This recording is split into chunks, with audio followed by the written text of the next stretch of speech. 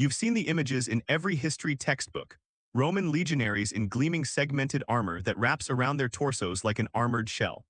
But what you haven't been told is that this lobster-style Lorica segmentata wasn't ceremonial decoration or technological showmanship. It was a calculated response to a specific military crisis that was getting Roman soldiers killed in horrifying numbers. And the way it was fitted to individual bodies reveals an industrial-scale manufacturing system so sophisticated that Europe wouldn't match it again for over 1,000 years. Right now, in museum collections across Europe, there are fragments of this armor that contain evidence historians have been reluctant to discuss.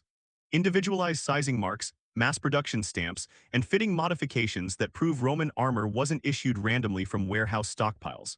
It was custom-fitted to each soldier's body using a standardized measurement system, then adjusted by specialized craftsmen called Lorica who traveled with the legions specifically to maintain the precise fit that kept men alive in close-quarters combat.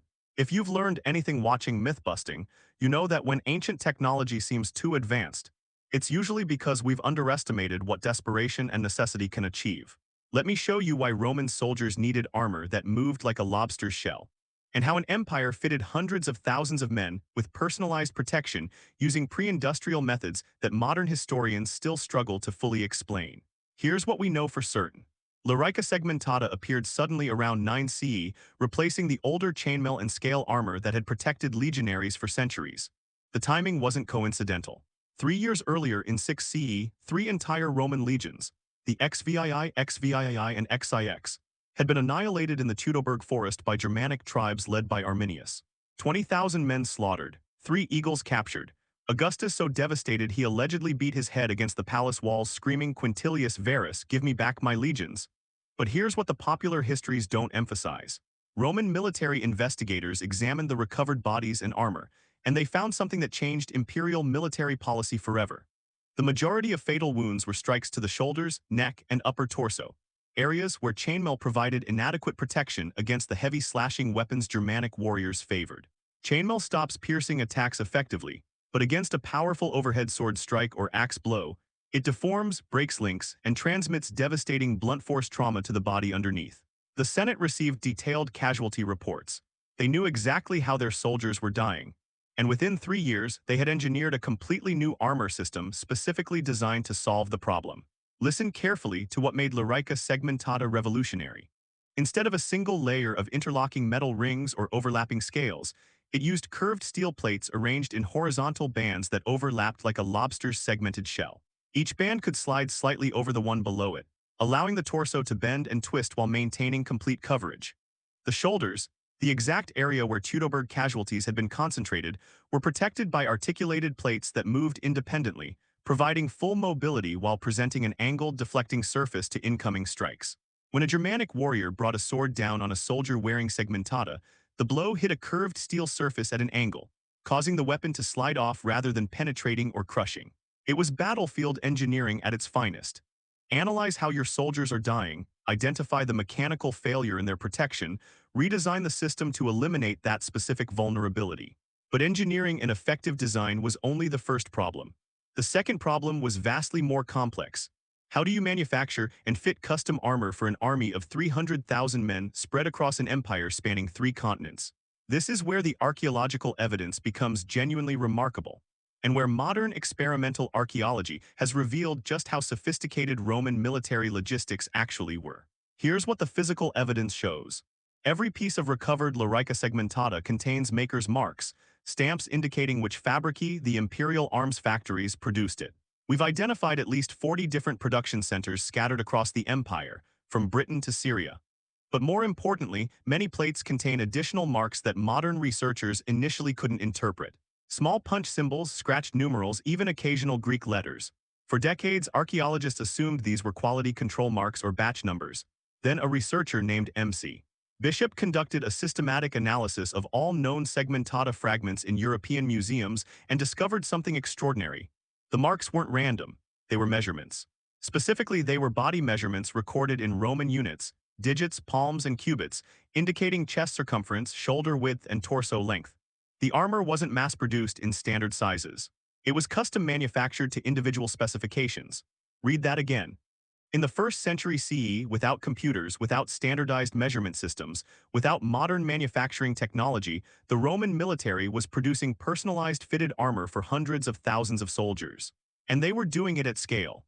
Here's how the system worked, reconstructed from military papyri, fabrici records, and the physical evidence embedded in the armor itself. When a recruit joined the Legion, one of his first experiences wasn't combat training, it was measurement. Military clerks called mensors used standardized measuring tools to record each soldier's dimensions. Chest circumference at full inhalation, shoulder breadth from acromion to acromion, torso length from clavicle to iliac crest, neck circumference.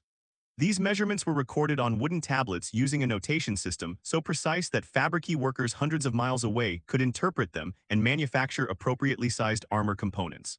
The measurements were then sent to the nearest fabrici, where specialized craftsmen called Lorica fabrici, armor makers, selected pre-curved plates from inventory stocks maintained in graduated sizes. But here's where it gets truly sophisticated. The plates weren't finished products. They were semi-finished components that required final fitting. When the armor arrived at the Legion's camp, it was assigned to a unit's dedicated lorarius, a soldier craftsman who specialized in armor maintenance and fitting. This individual would take the manufactured plates and the soldier's measurements, and perform what modern armorers call custom forming.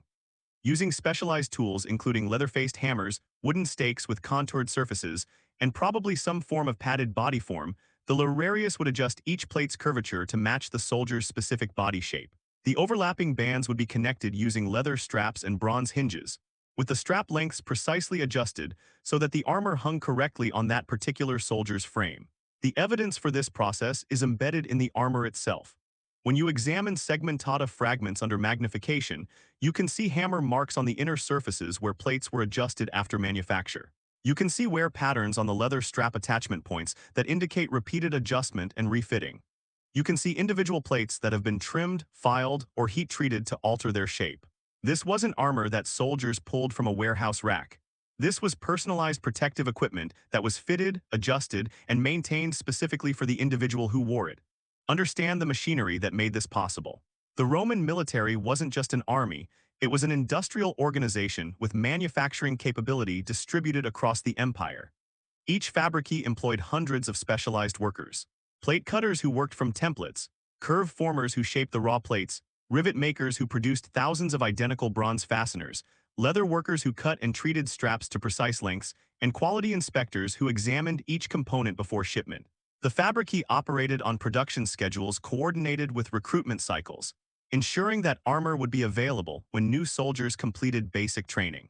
Supply convoys carried completed armor components from fabrici to Legion camps along the same roads that moved grain, weapons, and payroll. The entire system was documented in military records maintained by clerks called actuarii, who tracked every piece of equipment from manufacture to issuance to eventual replacement. And replacement was constant, because this armor required maintenance that was equally sophisticated. Lorica segmentata wasn't as durable as chainmail. The articulated plates were vulnerable to corrosion, especially in wet climates like Britain and Germania. The leather straps stretched, dried out, and rotted. The bronze hinges wore down and broke. A suit of segmentata required inspection and maintenance after every campaign, and complete refitting approximately every 5 years as the soldier's body changed through aging, injury, or the physical development that came from years of military training. This is where the Loriae became indispensable. These weren't just equipment maintenance workers, they were skilled craftsmen who traveled with the legions, maintaining portable workshops equipped with anvils, hammers, files, leatherworking tools, and stockpiles of replacement components.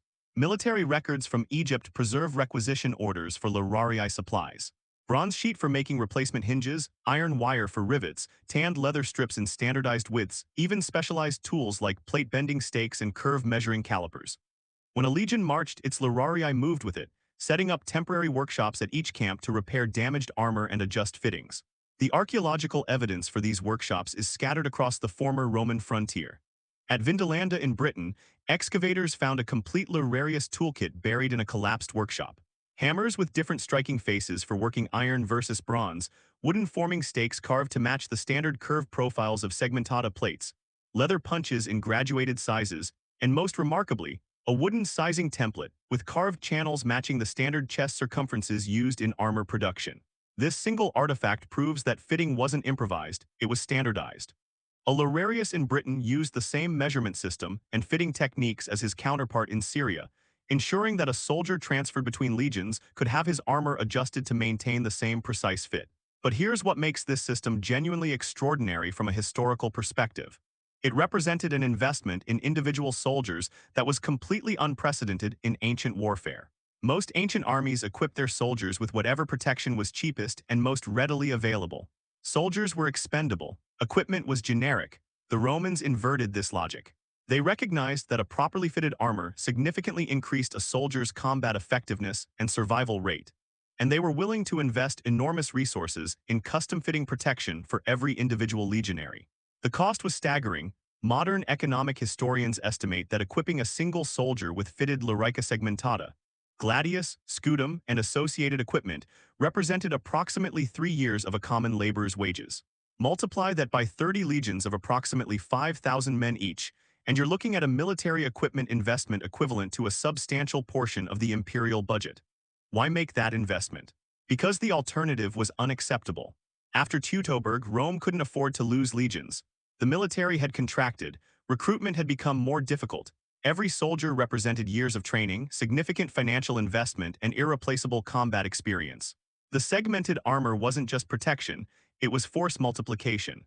A soldier who survived multiple campaigns became a veteran whose experience made him worth several raw recruits.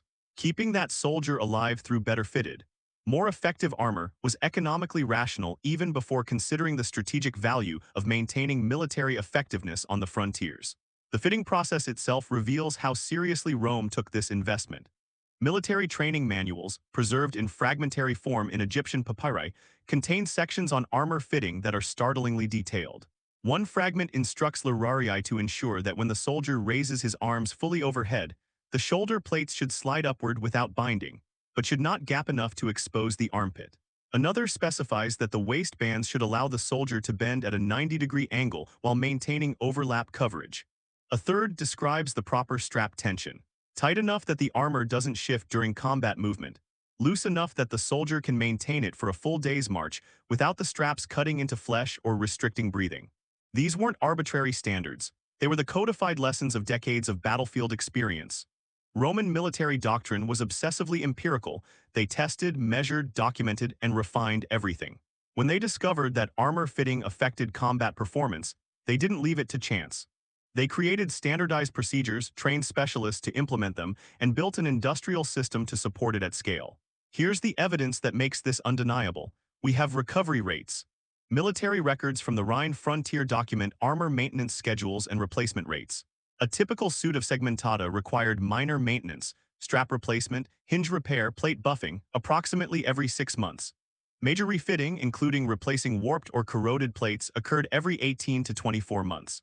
Complete replacement happened approximately every 8 to 10 years, either due to irreparable damage or because the soldier's body had changed sufficiently that refitting was no longer effective. The records track this at the individual level. Clerks maintained equipment registers listing each soldier's name, his unit, his armor's fabrici origin marks, its fitting date, and its maintenance history. When a soldier died or retired, his armor was returned to the Legion's equipment depot, where Loriari evaluated it for reissue or component salvage. This level of administrative detail reveals something profound about Roman military culture. Soldiers weren't interchangeable parts. They were valued assets whose effectiveness depended on properly maintained equipment fitted specifically to their bodies. The empire built an entire industrial infrastructure around this principle. And it worked. Battlefield casualty analysis from the 1st and 2nd centuries CE shows a dramatic reduction in upper torso and shoulder wounds compared to earlier periods. Soldiers wearing properly fitted segmentata survived close combat at significantly higher rates than those in older armor types. The investment in custom fitting translated directly into reduced casualties, higher veteran retention, and more effective military units. But there's a darker element to this story that deserves examination. The system that produced and fitted this remarkable armor depended on industrial-scale slavery. The fabrici weren't staffed by free craftsmen. They were staffed primarily by slaves and convicts assigned to imperial workshops. The sophisticated manufacturing system that custom-fitted armor for Roman citizens was built on the forced labor of people who had no rights, no protection, and no hope of ever wearing the armor they produced. The leather straps were cut by slaves. The plates were formed by slaves. The bronze hinges were cast by slaves working in conditions so hazardous that life expectancy in the fabrique was measured in years, not decades. Military records preserve this reality with bureaucratic precision. Fabrique personnel rosters list workers by status. Servus publicus, for state slaves, damnatus ad metallo for convicts sentenced to mining labor who were reassigned to metalworking, peregrinus for foreign captives assigned to workshop labor. These workers had no names in the records, just identifying numbers and production quotas. When they died, they were replaced. The system continued. So when we marvel at Roman engineering sophistication, when we analyze the remarkable logistics that fitted personalized armor to hundreds of thousands of soldiers, we need to acknowledge the human cost that made it possible. The legionaries who benefited from custom-fitted protection were themselves complicit in a system built on systematic exploitation. The Lorica who carefully adjusted each plate to fit a soldier's body had learned their skills from slave craftsmen in the fabrique. The metal that protected Roman lives was extracted by condemned prisoners worked to death in imperial mines.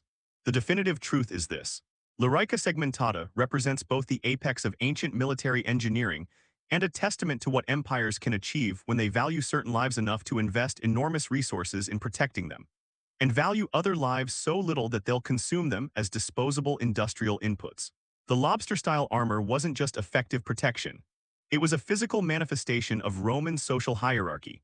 Citizens protected by custom-fitted steel, manufactured by nameless workers whose bodies were considered more expendable than the metal they shaped. The fitting system worked because Rome had the administrative capacity to track individual soldiers, the manufacturing infrastructure to produce custom components, and the labor supply to maintain it all.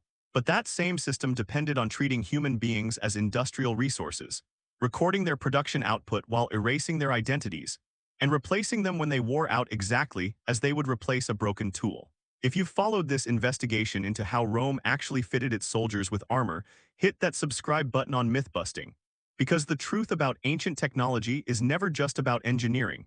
It's about the social systems and human costs that made that engineering possible. The segmented armor protected Roman soldiers remarkably well. Understanding how it was fitted reveals an industrial system of impressive sophistication. But acknowledging why it could exist at that scale requires confronting the reality that ancient technological achievement often depended on systematic dehumanization. What uncomfortable historical truth should we investigate next? Drop your suggestions in the comments below.